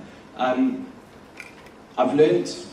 watched people talk, and I've learned quite an interesting set of slightly different things. This conservation lab from India. The cultural side of what we can learn from India has changed my thinking on this particular conservation lab, so thanks for that. I think my question is kind of similar to what Asher said earlier. How can we find a middle way here? We've got Uncle Colin saying, this works here, and Hunter's saying, but this is the problem we have. So can we spend a bit of time not sort of going, this is what our concerns are, this is what our concerns are, and look for a middle way? And maybe use Nyasa as an example. My question mainly to the hunters is, can we change that culture, and can we understand a culture that says, I love animals, but I'm happy to shoot one in the face? Can we not change that maybe to change, just still shooting it, but from a veterinary side, maybe, you know, so sort of doing these sort of adventures out in these wild places? Would that work as a middle way? Okay, thank you. Last question, and then we'll take them, and then I'm going to take one on the left here, in red.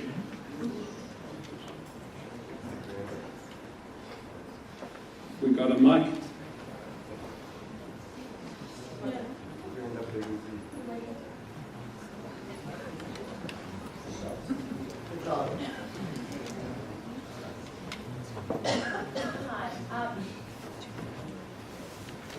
Hello. Hello. Can you hear me? Okay. I'll try and shout. My name is Helga, and I'm coming from Department of National Parks and Wildlife in Zambia. And I have a question to the gentleman that is not pro-hunting, and that is what I would like to find out if you could share a specific experience where you have engaged government to try and find an alternative solution to removing or perhaps stop them from allowing the trophy hunting and provide an alternative source of revenue. Because the main reason why hunting is allowed in most countries, particularly the country I am coming from, is to try and balance, one, enable the local communities benefit directly from the resource that they in a sense, are the custodians are for, and also to create a balance in terms of responding to the demands for legitimately enabling people access food, the game, which is in most cases the source of their protein. So for me, I would like to know what exactly, a specific example you could share, what you have done to engage the government to provide an alternative. Okay, thank you. This is the last round that we are taking, and then we do need to summarize. So I'm going to allow each of you just to answer the questions that you can answer. Thank you, Helga from Zambia. I was actually part of the panel to go and advise your government about 6-7 years ago about lion hunting. And I went there, and your minister was Sylvia Sebo, I think. She banned lion hunting. And within moments of doing that, she was fired.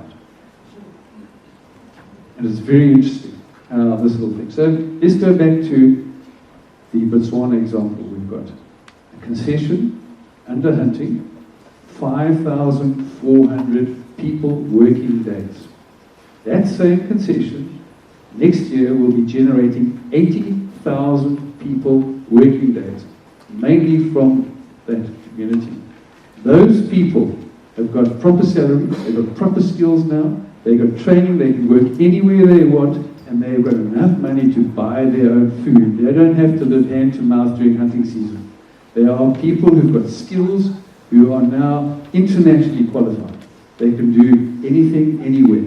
Do we want to keep our people down living on handouts, or do you want to give them the skills to become employable people who've got the freedom to move anywhere, to work anywhere, apply their skills, who pay them the most amount of money? And the Botswana example of these concessions, not only just for communities and the benefits. I mean, you're talking about it's such a big, it's nearly 1,000% more value for the government from photographics, and it's 1,000% more value for the community, because hunting has stopped and we've replaced it with a sensitive, caring, nurturing, non-consumptive utilization. Okay.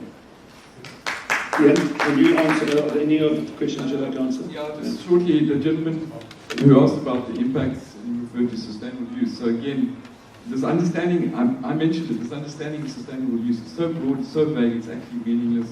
And we could have a whole discussion about the fact that it's a contradiction in terms.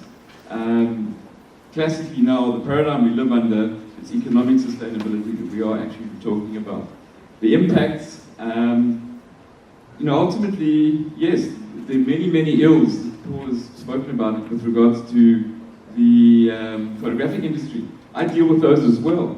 Being as outspoken, bloodlines, attacks, part of cup petting, walking with lions, all of that, that's all part of our industry.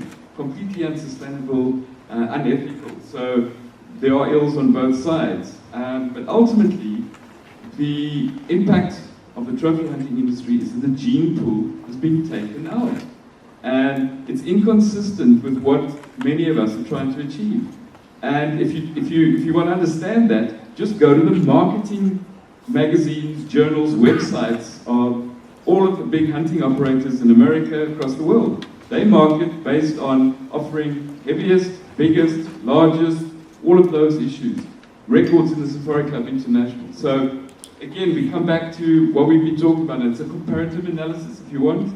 And we believe that at the end of the day, that well-managed photographic ecotourism, as takes place in Botswana, provides a more sustainable option. Thanks, Ian. Okay, we need to answer, we're going to have the two of you, we need to answer the issues around sustainability and ethics.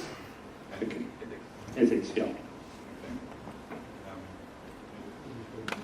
First off, Max, I think your comment regarding communities is very, very valid. I think the term community is a little buzzword, something we flick out there, it's something that makes the world feel good. Oh, it's community-based, it's this, it's that. And you're absolutely spot on. Communities are at the back of the queue right now. Let's get down to where the rubber meets the road here. That is a fact. And that's photographic and hunting. There is way more that can be done here. But again, that sort of control, in a sense, cannot only just come from us. It has to come from above.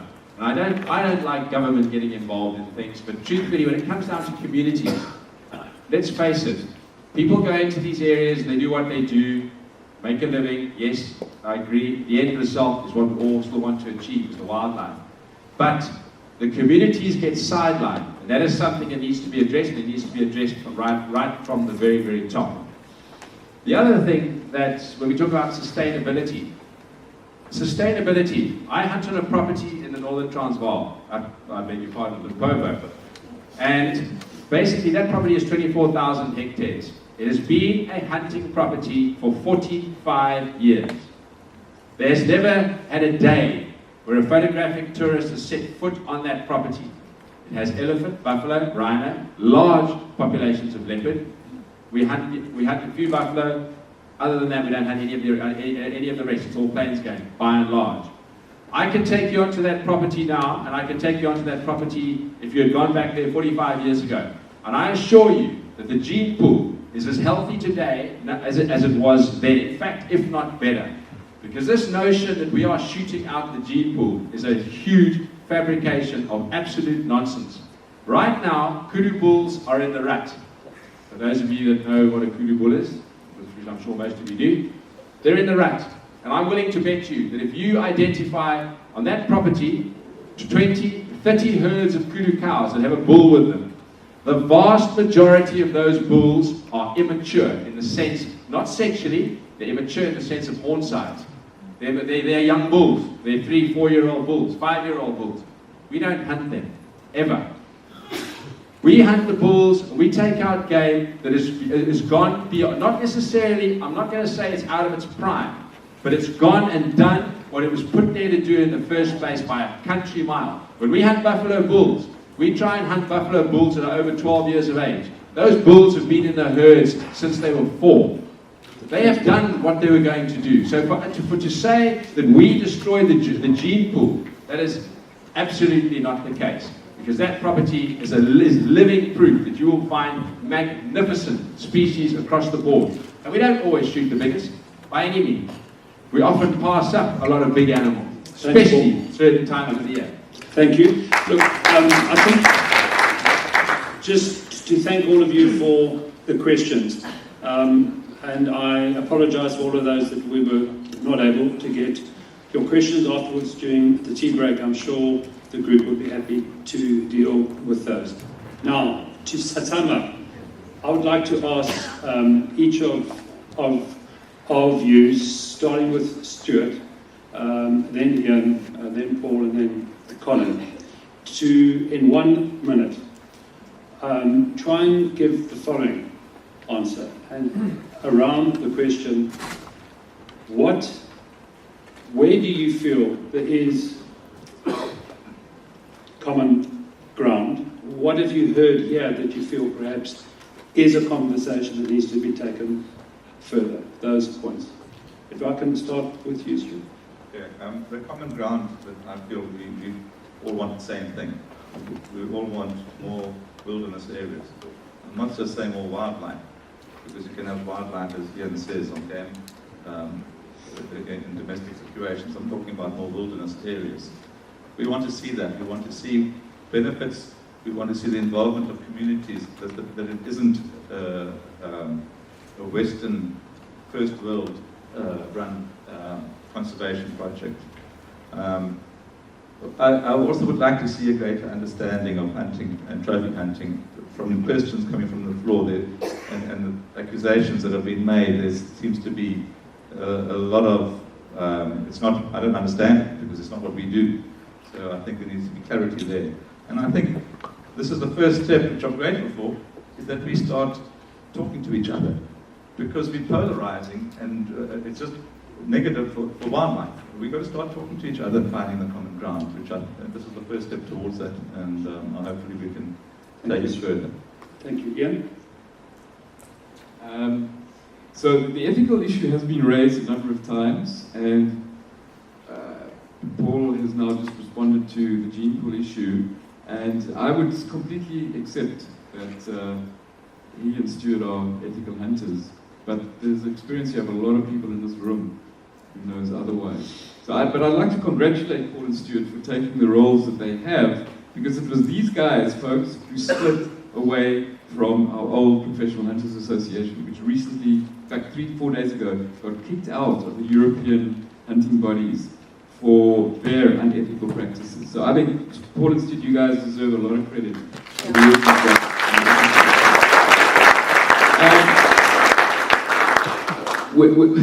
So that's for me a very important issue to take out of this. We can work with each other. But I think we need to, again, I'm going to raise the issue around socio-economic challenges. There seems to be a lot of blurring there. But I think what we can do is work from the core of protected areas outwards. And remember, that's what we're concerned about here, nationally protected areas. We're not talking about game farms, private land. So I think we can work from the core of these protected areas, working outwards into these marginal lands, and come to some sort of decision about what is acceptable and what is not. But I would like to see the scientific and the conservation community more involved in this decision-making process. Because the scientists have been telling us for a while now that we need to be cautious. And ultimately, these guys dictate what we should be doing. And the last point I want to make is that I also would like to see the humanities involved in this decision process. Economics tells us the price of a rhino horn, and it tells us the price of a lion trophy. But the humanities tell us why people do what they do. And that is as important, if not more important, in this debate. So a combination of the economics, the science, conservation, and the humanities, working from the core outwards in protected areas. Thanks, Ian. Paul? What I'd like to do is, from a hunting standpoint, we support so much of what you do. We want to be in a situation where we have things we need to fix. We accept that. But we want to be in a position where we can now start to work together, where you will accept that there are areas in Africa, many, not just private land, that requires a slightly different mode of utilization to achieve our end goal. We want to leave this where we will go out there and we know what we need to fix. We're not oblivious to this. We are very, very much, I like the way many people refer to themselves, we're conservationists. We are conservationists. We are conservationists to the nth degree. We are the same. We are absolutely the same. And I just feel that we can fix this. We can work together. We are not all bad. not by a country mile. There's a lot of very, very good people out there from both sides. And I feel that we have the opportunity now that we've broken the ice, or at least made a bit of a crack in it. I think that hopefully we can take this further. This mustn't end now. I think we planted the seed from both parties. We accept the ills, they must accept their ills, because they are. We all know that. So let's now work on this thing and build it forward and discuss how we're going to look at the overall picture. And we are open to suggestions, to ideas, to implementation of quotas, to whatever.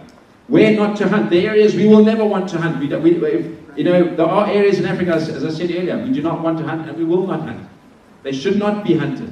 But there are areas in Africa to save our habitat and to ensure that in the next 20 years, this population growth does not completely and totally overwhelm what we have left, because it will break it up if this hunting gets hammered anymore. Good, thank you. Serge said I'm not allowed to say yes, but can I just say one thing? And it's maybe your coffee's cold. That's a different way of saying it. I just wanted to just quickly point out that the Zambezi Valley is actually now, there's people in this room who've actually taken over hunting concessions in the Zambezi Valley, and there's a real movement. So what I'm seeing here is a start of hunting going in there, and the photographics moving in later on, and there's a real opportunity to get together. But I want to just caution everybody. This is the first bunch of hunters I've actually felt comfortable with. I have dealt with hunters for 40 years, and I thought they were my mates until, as I said, 2 o'clock at the pheasant pluckers, you hear how they went into Moremi and shot in Moremi, and how they instead of having one elephant on a quota, they found bigger ones, and they ended up shooting 3 and burying 2. That was the normal. We shot out huge areas of Botswana with this. These guys are the exception, and I think what we need to do is we need to partner with exceptional guys. And if I have to go and be a compromise, I would say private land, obviously. I think I'd really like to see zoning coming in very heavily, where we have the core of these best areas, where you only have a foot, a canoe, or a makoro. Around that, you have your prime areas, where you have your most expensive lodges, with the fewest number of people, creating the most amount of jobs. Around that, you have your next layer, which is your traditional tourism. Around that, your budget tourism. And then a buffer. And only there do you have hunting. If you do that, and you do exceptional areas like Chinko, nobody's going to Chinko, hunt with pleasure. But the moment tourism starts to get an energy, and this is what didn't happen in Sulu. Tourism had energy. The photo tourism could have taken over large chunks of the Sulu and run it sustainably, and that would have delivered benefits to local communities. We never had that ability to have that succession. So it's a case of having people we can trust and work with, because the majority of the folks are crooks. They go, I know one guy went and bribed the president of Tanzania to get a concession with a briefcase full of money. Can you imagine that, going to see the president? Colin, that's okay. So if we go and we deal with proper guys on an ethical basis, where we have proper zonation, and we're not having lions being called across national park boundaries and Cecil incidences and all that, yeah, I think there's common ground. But we're going to deal with real nature, and this is the first bunch I've ever come across.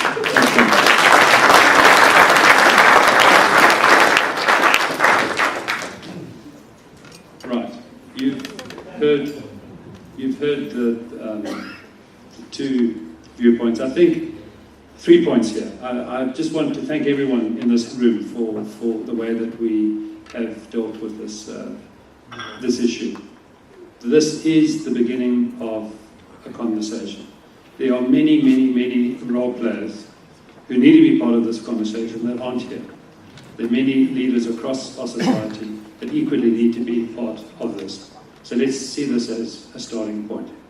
Secondly, I think for me, trying to be neutral here, but I do need to say to both the groupings that co-ownership and co-management with communities, whether you're hunting operations or photographic tourism, is something we need to address, and we need to address it in a very real way. Ultimately, we cannot have a situation where we have a critical part of our conservation advocacy globally at each other's throats. We are few and far between on this earth of people that are genuinely passionate and committed to conservation. We can find a way for these groupings to come together in the areas where they can agree for the greater good of the planet. We have to do all we can as a community, as individuals, as a group, to work with these individuals and many more to find that pathway. This is a starting point, and I thank you all for being a part of it. I thank the panel for being part of it. And, I know it's a bit early, but I wish there was some hard liquor outside after this. But in the meantime, enjoy the coffee. Thank you.